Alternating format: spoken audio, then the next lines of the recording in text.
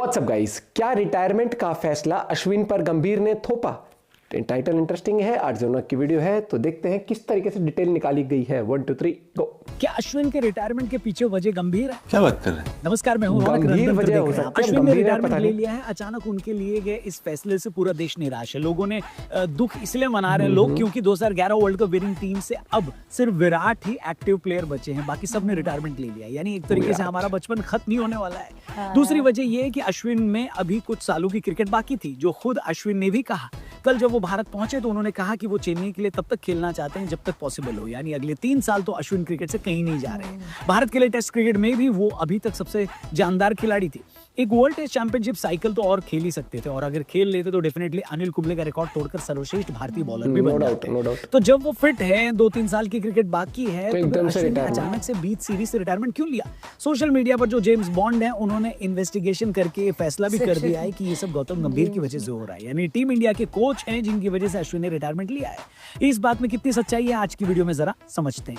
दोस्तों, ऐसी बात है कि कुछ वक्त पहले हमने भी अपनी वीडियो में बताया था, और खबर इंटरनेट पर जब आई कि न्यूजीलैंड सीरीज में क्लीन स्वीप होने के बाद टीम मैनेजमेंट की तरफ से 4 खिलाड़ियों को साफ साफ वार्निंग दे दी गई थी कि या तो बॉर्डर-गावस्कर ट्रॉफी में बढ़िया परफॉर्म करो, या फिर अगले साल जब नई वर्ल्ड टेस्ट चैंपियनशिप साइकिल शुरू होगी उसमें आपका पत्ता कट जाएगा। ये 4 खिलाड़ी थे अश्विन, जडेजा, रोहित और कोहली। इनमें से अश्विन ने ऑलरेडी रिटायरमेंट अनाउंस कर दी, जबकि अभी टीम इंडिया बॉर्डर-गावस्कर ट्रॉफी हारी नहीं है, बल्कि मैं तो कहूंगा 3 टेस्ट मैच के बाद तो बेटर पोजीशन में है। लेकिन साथ ही मुझे ये भी लगता है कि अगर हम बॉर्डर-गावस्कर ट्रॉफी न जीत पाए और टेस्ट चैंपियनशिप के फाइनल में न पहुंच पाए तो इस सीरीज में होने वाली ये आखिरी रिटायरमेंट नहीं होगी। कम से कम 2 विकेट आपको और गिरते दिखेंगे। कौन हो सकते हैं 2 विकेट, मैं आपको नहीं बताऊंगा। अगर आप कमेंट बॉक्स में गेस कर सको तो मोस्ट रोहित कोहली मुझे लगता है। मुद्दे पर वापस लौटते हैं और ये डिकोड करने की कोशिश करते हैं कि अश्विन ने रिटायरमेंट क्यों लिया। देखिए, रोहित ने कह दिया है कि पर्थ टेस्ट यानी पहले टेस्ट मैच से ही अश्विन रिटायरमेंट के बारे में सोच रहे थे, क्योंकि उस टेस्ट मैच में सुंदर को जगह मिली थी, जबकि सुंदर भी उसी तरह के गेंदबाज हैं जिस तरह के अश्विन है। तो फिर आखिर टीम मैनेजमेंट ने 500 टेस्ट विकेट लेने वाले गेंदबाज के ऊपर क्या एक नए खिलाड़ी को क्यों खिला दिया?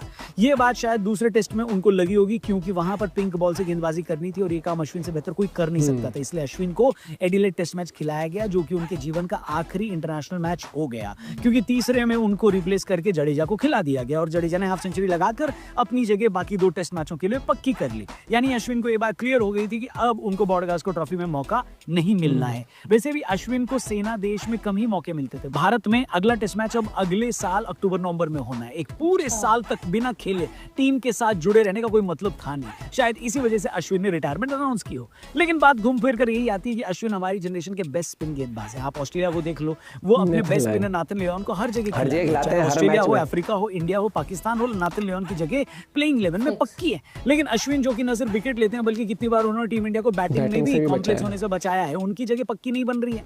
537 विकेट और 6 शतक लगाने के बावजूद अगर आपको हर बार अपने आप को प्रूव करना पड़े, जो कि कई बड़े खिलाड़ियों को लगातार फेलियर के बाद भी प्रूव नहीं करना पड़ता, तो भैया बुरा तो लगेगा। कहने वालों का ये भी कहना है कि टीम मैनेजमेंट, जिसमें गंभीर भी शामिल है, वो खराब परफॉर्मेंस के नाम पर जडेजा और अश्विन दोनों पर कुल्हाड़ी चलाने वाले थे। लेकिन जडेजा ने ब्रिस्बेन टेस्ट में हाफ सेंचुरी लगाकर खुद को सेव कर लिया। कॉन्स्पिरेसी थियरी ये भी कह रही है कि रोहित शर्मा तो ये चाहते थे कि अश्विन मेलबर्न और सिडनी जैसे ग्राउंड में टीम के साथ रहें और प्लेइंग 11 का हिस्सा रहें, क्योंकि कंडीशन सूट करेगी। लेकिन कोच और सिलेक्टर्स का ऐसा मानना नहीं था। अब पर्दे के पीछे क्या हुआ ये बात तो नहीं बताई जा सकती, पर क्या लगता है आपको, अश्विन की रिटायरमेंट के पीछे गंभीर का हाथ है? क्या उनका कोई लेना देना है? क्या गंभीर ने अश्विन को रिटायरमेंट लेने के लिए फोर्स किया था, या फिर अश्विन का ये खुद का फैसला था? जो भी हो, मेरे हिसाब से फैसला गलत था, क्योंकि अश्विन के अंदर अभी काफी बची थी। वो बड़े आराम से 2027 तक की टेस्ट चैंपियनशिप खेल सकते थे।